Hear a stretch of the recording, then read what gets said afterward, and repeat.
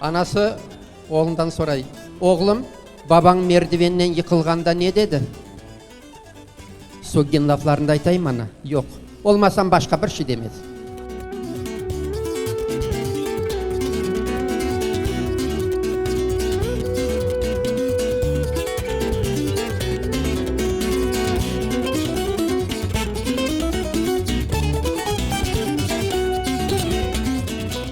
Bugün senin doğan günün, hayırlı yaşlar olsun.